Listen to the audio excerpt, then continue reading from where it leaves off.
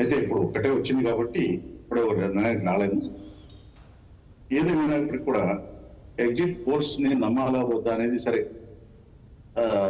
ఈ ఫీల్డ్ లో journalism field లో ఉన్న వాళ్ళు పెద్దవాళ్ళు కూడా చాలా మంది రకరకాల భిన్నాభిప్రాయాలు ఉన్నాయి. వాటిని పక్కన పెడితే ఎగ్జిట్ పోల్స్ ని ప్రజల మూడ్ ఎలా ఉందనేది తెలుసుకోవడానికి ఒక అవకాశం తప్ప అవే రిజల్ట్స్ అనుకోవడానికి అవకాశం లేదు. అయితే కొన్ని సంస్థలు వాటి క్రెడిబిలిటీ చాలా బ్రహ్మాండంగా ఉంటుంది. వాటి ఎగ్జిట్ పోల్స్ మాత్రం నమ్మాల్సి వస్తుంది. ఇప్పటి వరకు సరే, ఈ రోజు బ్యాన్ సడలింపు ఉంది కాబట్టి కొన్ని అధికారికంగా బయటకు వస్తుంది. ఇప్పటి వరకు అనధికారికంగా వచ్చిన వాటిలో సరే ఏది నమ్మాలి, ఏది నమ్మకూడదు, వాస్తవం ఏమిటి, ప్రజల మూడు ఎలా ఉంది నిజంగా అని ఇప్పటి వరకు జరిగిన చర్చలు ఆ దిశగానే జరిగాయి. ఈ చర్చలన్నిటికీ కూడా ఒక కారణం పెట్టడానికి ఎగ్జిట్ పోల్స్ ఉపయోగపడదు. అందువల్ల ఈ రోజున వెలువరించేటువంటి ఎగ్జిట్ పోల్స్ ని ఆ రకంగా మనం చూసుకోవాలి తప్ప పూర్తిగా వీటినే ఫైనల్ గా అనుకోవడానికి ఆస్కారం లేదని నా అభిప్రాయం పడ్డాను. ఎస్ సార్, అంటే ఇక్కడ ఒకటి సార్, ఇప్పటిదాకా ఎమోషన్స్ అయితే చాలా కనిపించాయి. ముఖ్యంగా టీడీపీ కూటమి ఇదో అంటే 3 పార్టీలు కలిసి వస్తున్నాయి ఇవాళ. అంటే ప్రధానంగా పవన్ కళ్యాణ్ లాంటి వ్యక్తి పదే పదే ఒక మాట చెప్పారు, ప్రతిపక్షానికి సంబంధించిన ఒక్క ఓటును కూడా చీలనివ్వను, దానికోసం అవసరం అనుకుంటే త్యాగాలు చేస్తాను అని చెప్పి. నిజంగా అటువంటి సిచ్యువేషన్ ఏమైనా కనిపించిందా ఎలక్షన్లో? బలరాం గారు ఒకటి తీసుకోవాలి. మనం స్థూలంగా చూసినప్పుడు రాష్ట్ర రాజకీయ పరిస్థితిని దురదృష్టకరమైన ఒక అంశం మనం ప్రస్తావించుకోవాలి. పోరాటాలు, ప్రజల సమస్యల మీద ముందుకు అడుగు వేసేటువంటి ఉద్యమాలు నిర్వహించేటువంటి కమ్యూనిస్ట్ పార్టీల ప్రాతినిధ్యం శాసనసభలో కానీ పార్లమెంట్లో కానీ, పార్లమెంట్ సరి తగ్గుతోంది, శాసనసభలో అసలు లేకపోవడం అనేది దురదృష్టకరం. ఉదాహరణకు పార్లమెంట్ చట్టసభలోనే కాదు, ఫీల్డ్లో కూడా అలాగే ఉంది. ఉదాహరణకు విజయవాడలో కలుషిత జలాల వలన 3-4 చనిపోయారు. ఆ ఫీల్డ్లోకి వెళ్ళి బాధితులను పరామర్శించి వాళ్ళని ఆదుకోవాలని తన ఉద్యమాలు చేస్తున్నది ఒక సిపిఐ మాట్లాడారు. కారణం ఏంటో తెలియదు కానీ సిపిఐ కూడా అడుగుకేదా. అందువల్ల నేను చెప్పొచ్చేది ఏంటంటే, చట్టసభల్లో కమ్యూనిస్ట్ పార్టీల ప్రాధాన్యత తగ్గితే ప్రజల సమస్యలను ముందుకు తీసుకెళ్ళి తగ్గుతారనేది నా అభిప్రాయం.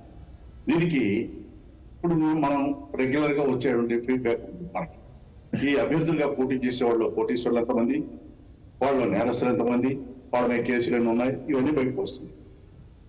ఈ బ్యాక్గ్రౌండ్ చూసినప్పుడు పోరాట స్వభావం కలిగినట్టు కమ్యూనిస్ట్ పార్టీ ప్రాతినిధ్యం లేకపోతే ఈ ప్రజలకు, సామాన్య ప్రజలకు నష్టం జరుగుతుందని మాత్రం వాస్తవం. ఆ దిశలో చూసినప్పుడు ఓటు చీలుతుందా, పెరుగుతుందా, ఇవన్నీ పవన్ కళ్యాణ్ గారి రాజకీయ అవగాహన గురించి నేను ఎక్కువ మాట్లాడకూడదు. ఆయన ఓటు చేయకూడదని ఒకటే కాన్సెప్ట్ తప్ప దాని వెనకాల ఆలోచన ఏంటి, దానివల్ల ప్రయోజనం ఏంటి, బీజేపీకి ప్రయోజనం కలిగిస్తున్నామా, లేకపోతే రాష్ట్రంలో మరొకరి కోసం పనిచేస్తున్నామా, ఇవన్నీ చాలా అంశాలు ఉన్నాయి. అందువల్ల వాటి జోలికి మొత్తం కంటే ఆయన చెప్పింది జరుగుతుందా లేదా, కులాల ప్రాతిపదిక మీద కొన్ని ఓట్లు ఏకం కావచ్చు, అంతేగాని చేయాలనేమోనని ఏం చెప్తే అది జరిగిపోతుందని అనుకోవడం కూడా ఆస్కారం లేదు. రైట్ సార్, నేను మళ్ళీ వస్తాను సార్ మీ దగ్గరికి. తుంగ లక్ష్మీనారాయణ గారు ఉన్నారు మనతో. లక్ష్మీనారాయణ గారు, ఓకే చెప్పండి బలరాం గారు. ఎస్ సార్, ఎట్లా చూస్తున్నారు? ఇప్పుడు 1-2 సంస్థలు అయితే ఆల్రెడీ టీడీపీ కూటమికి అనుకూలమైన వాతావరణం ఉన్నాయని చెప్తున్న పరిస్థితి. గత కొంతకాలం నుంచి ఆంధ్రప్రదేశ్లో మార్పు వైపున ప్రజలు బలంగా మొగ్గు చూపెట్టారు అనేది అది వాస్తవం. 5 ఏళ్ల పరిపాలన పర్యవసానాల వల్ల అనేక వర్గాలు, తరగతుల ప్రజానీకం తీవ్రమైనటువంటి అసంతృప్తిలో ఉన్నారు. అది ఉద్యోగస్తులు కావచ్చు, నిరుద్యోగ యువత కావచ్చు, లేదా నీటి సమస్యకు కటకటలాడేటువంటి రాయలసీమ ప్రాంతంలో ప్రాజెక్టుల నిర్మాణం జరగకపోవడం వల్ల కావచ్చు, ఉత్తరాంధ్రలో అభివృద్ధి అనేటువంటిది మృగ్యంగా కనిపిస్తున్నది.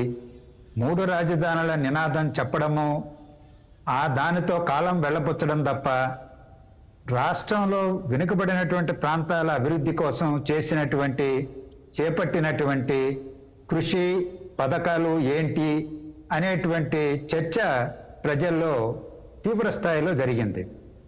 అలాగే ప్రజాస్వామ్యవాదుల్లో ప్రజాస్వామ్య హక్కులు ఆందోళనలు చేయడానికి అవకాశం లేదు, విమర్శ చేయడానికి అవకాశం లేదు, మీడియా పైన ఆంక్షలు, ఉద్యమకారులు ఇప్పుడు తిలక్ గారు చెప్పినట్టు ఎప్పుడు ఉద్యమాల్లో ఉండేటువంటి కమ్యూనిస్టు పార్టీల పైన ప్రజా సంఘాల పైన నిషేధాజ్ఞలు, ముఖ్యమంత్రి గారు ఎక్కడికి పోతే అక్కడ గృహ నిర్బంధాలు, ఇవన్నీ పరదాలు చాటున పర్యటనలు అనేటువంటిది పెరిగిపోయింది.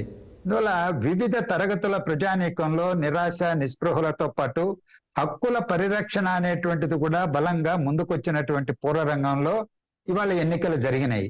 మార్పు వైపున అందుకనే ప్రజలు ఆలోచించారు.